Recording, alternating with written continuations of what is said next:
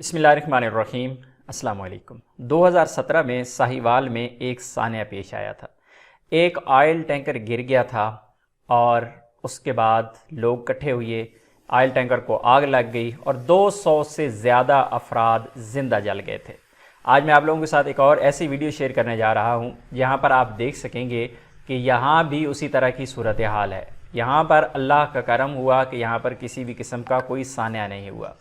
आग लगी आप देख सकते हैं और आग के पास खड़ा हुआ ये वाला गैस सिलेंडर का ट्राला भी आप देख सकते हैं। यहाँ पर सैकड़ों की तादाद में गैस सिलेंडर इस पर लोड है और लोग बड़े मज़े से एहतजाज कर रहे हैं। हल्ला गुल्ला हो रहा है, शोर शराबा हो रहा है, नारेबाजी हो रही है। और हो क्यों रही है? बिजली के ज़ायद बिलों के ख़िलाफ़।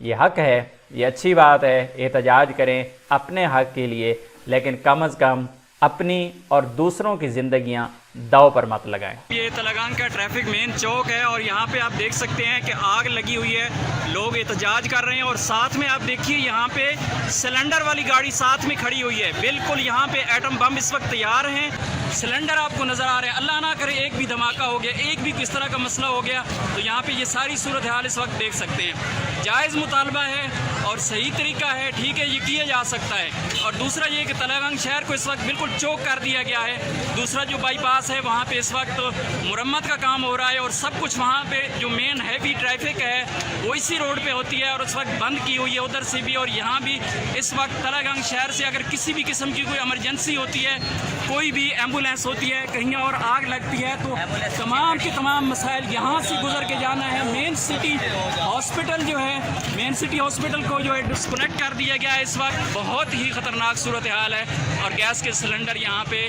बिल्कुल आग के ऊपर खड़े किए गए हैं।